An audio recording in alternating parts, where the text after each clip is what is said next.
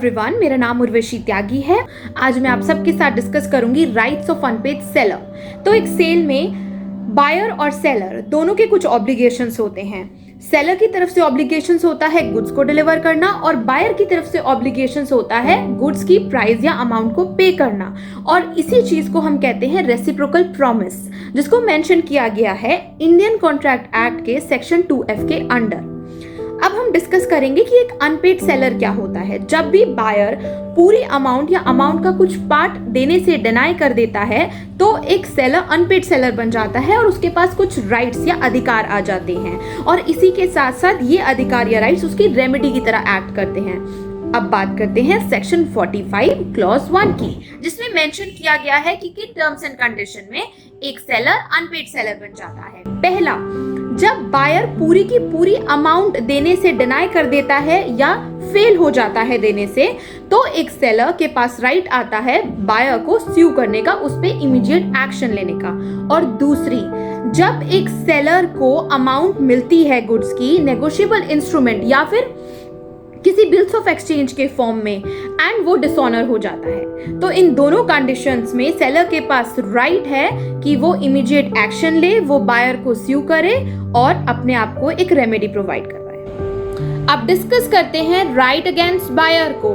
सबसे पहले section 55 clause 1, seller की तरफ से बायर को अगर गुड्स चले जाते हैं और बायर कॉन्ट्रैक्ट की टर्म्स एंड कंडीशन के अकॉर्डिंग गुड्स की प्राइस देने से मना करता है, तो सेलर के पास राइट है कि वो बायर को स्यू करे फॉर द प्राइस। सेक्शन 56, अगर सेलर की तरफ से गुड्स चले गए हैं बायर को और बायर गुड्स को एक्सेप्ट करने से ही मना कर देता है, तो सेलर के पास राइट है कि वो बायर को स्यू करे for the damage of non acceptance of good. अब यहाँ पर दो बातें हैं।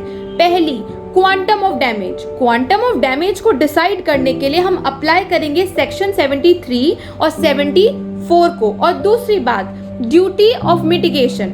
ड्यूटी ऑफ मिटिगेशन सेलर की ये है कि अगर सेलर को इंजरी होती है तो इट इज सेलर्स ड्यूटी कि वो ब्रीच से हुई इंजरी के लॉस को कम करने की कोशिश करे, जैसे कि reselling of goods.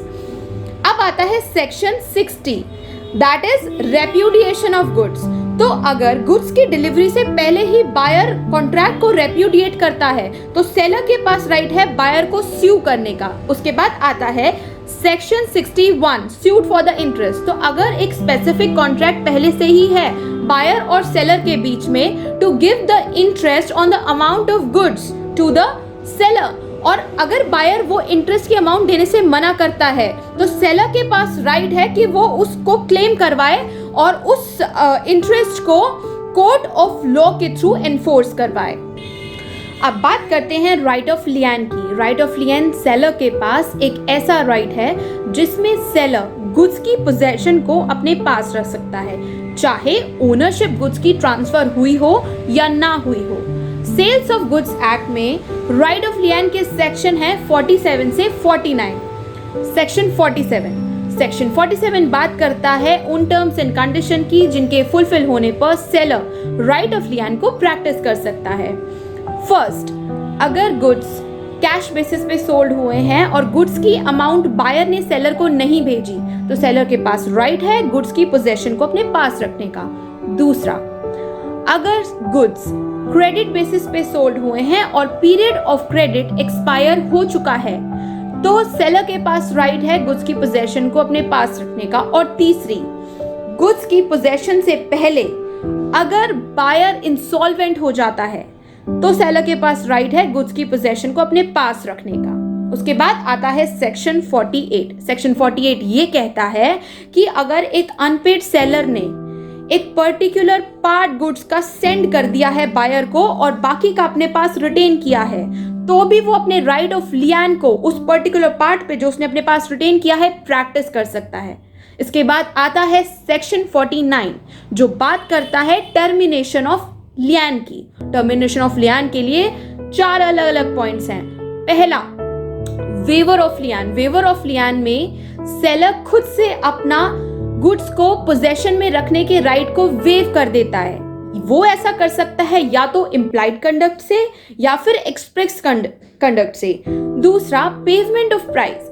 Payment of price में अगर बायर खुद से गुड की अमाउंट, गुड की प्राइस को पे कर देता है सेलर को, तो सेलर राइट ऑफ लियान को टर्मिनेट करता है। तीसरी, delivery of the goods to carrier. अगर सेलर गुड्स की डिलीवरी कैरियर या अदर बेली को दे देता है तो भी उसका राइट ऑफ लियान टर्मिनेट हो जाता है। और चौथी, बायर या बायर का एजेंट अगर पोजेशन ऑब्टेन कर लेता है लॉफुली, ऐसे में भी सेलर का लियान का राइट टर्मिनेट होता है। राइट ऑफ लियान को डिस्कस करने के बाद अब सेलर के नेक्स्ट राइट को डिस्कस करते हैं। Right of stoppage in transit, goods को रास्ते में रोकने का अधिकार, पर उसके लिए 4 कंडीशंस का फुलफिल होना बहुत जरूरी है। पहली, अनपेड सेलर, सेलर अनपेड होना चाहिए, जैसे कि section 45 clause 1 sales of goods act में भी मेंशन है। दूसरी, insolvency of the buyer, buyer insolvent होना चाहिए। और तीसरी, गुड्स जो है वो डिलीवर, प्रॉपर्टी जो है वो डिलीवर हो चुकी हो। और चौथी, कि गुड्स जो है वो कोर्स ऑफ ट्रांजिट में हो। इसके बाद डिस्कस करते हैं सेक्शन 5। सेक्शन 5 में कुछ ऐसे रूल्स ले डाउन किए गए हैं जो कि ट्रांजिट की कमेंसमेंट से लेके ट्रांजिट के एंड तक हमें ध्यान में रखने जरूरी हैं। पहली, गुड्स जो हैं जब वो कैरियर पे चले जाते हैं या अदर बेली पे चले जाते हैं तो ये मान लिया जाता है कि उनकी ट्रांजिट स्टार्ट हो गई है। दूसरी, बायर या उसके एजेंट ने अगर गुड्स की डिलीवरी ले ली है तो भी ट्रांजिट बिगेन हो चुकी है। तीसरी, गुड्स जो हैं अपनी डिसाइडेड डेस्टिनेशन पे पहुंच गए हैं और जहां उन्हें जाना था वो वहां पहुंच चुके हैं, तो ट्रांजिट का एंड मान लिया जाता है, ट्रांजिट की टर्मिनेशन मान ली जाती है। चौथी, बायर ने रिजेक्ट कर दिया है गुड्स को और गुड्स अभी भी कैरियर या अदर बेली के पास हैं, तो भी यहां पर स्टॉपेज इन ट्रांजिट का राइट है। पांचवी, गुड्स अगर शिप में डिलीवर होने थे और शिप में गुड्स की डिलीवरी लोडिंग हो चुकी है तो भी यहां पे ट्रांजिट की टर्मिनेशन मानी जाती है। छठी, अगर कैरियर गुड्स डिलीवर ही नहीं करता तो यहां पर भी हम गुड्स को ट्रांजिट में मानते हैं। और सातवीं, अगर कैरियर ने गुड्स कंप्लीटली डिलीवर नहीं किए, गुड्स पूरी तरीके से डिलीवर नहीं किए हैं, तो भी यहां पर राइट होता है सेलर को ट्रांजिट में गुड्स को स्टॉप करने का। अब डिस्कस करते हैं राइट ऑफ रीसेल। तो जब भी एक सेलर अपना राइट ऑफ लियान प्रैक्टिस करता है या right of stoppage in transit practice करता है, अग्रीमेंट रेसेंड या रिमूव नहीं होता। लेकिन जैसे ही एक सेलर अपना राइट ऑफ रीसेल प्रैक्टिस करता है, अग्रीमेंट रेसेंड हो जाता है। इसके बाद बिफोर एक सेलर अपना राइट ऑफ रीसेल प्रैक्टिस करे, कुछ टर्म्स एंड कंडीशन को मेंशन करना और उनको कंसिडरेशन में लेना बहुत जरूरी है। पहला, notice to the buyer, buyer को नोटिस भेजकर एक आखिरी चांस देना पेमेंट के लिए एसेंशियल होता है। और उसके बाद भी अगर बायर नहीं पे करता तो सेलर के पास राइट है कि वो रीसेल कर दे। पेरिशेबल गुड्स में नोटिस नहीं भेजा जाता। पेरिशेबल गुड्स जैसे कि फ्रूट्स एंड वेजिटेबल्स जिनकी कंजम्पशन लिमिटेड टाइम पीरियड में करनी बहुत जरूरी है।